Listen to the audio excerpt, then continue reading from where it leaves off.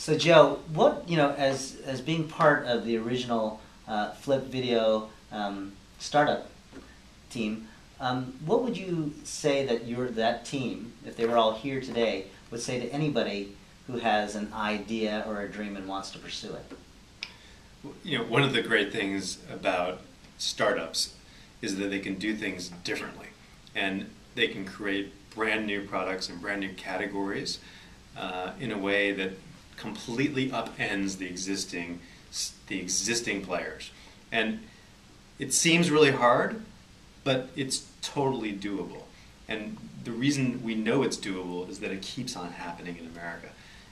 If you look at the top 500 companies in 1950 and the top 500 companies in 2000, it is a completely different list. So, number one, let your inspiration take you and give you the courage to do something that you believe in. And number two, I'd say, look at your vision or your idea and ask if it's disruptive. There's a great book on this topic of creating disruption, written by a Harvard Business School professor whose name I think is Clay Christensen, and you should look it up and read it. And basically, what he pointed out is that disruptive ideas have two key qualities, and I would add a third that he also speaks about.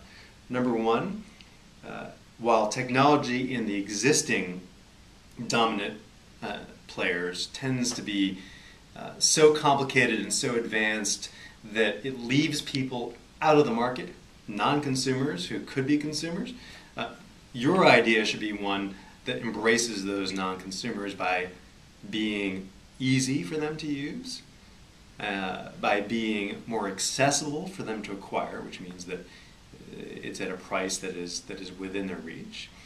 And number three, and this is the third thing that I would add, and I think that actually Clay Christensen mentions, that is subject to different standards of success. The old questions have to be replaced by new questions. So some examples. Remember the computer companies of the 1980s, the Wangs and the NECs, these huge, complicated computers that were really, really capable for their time, but were only being sold to businesses and institutions, and were leaving the consumer out.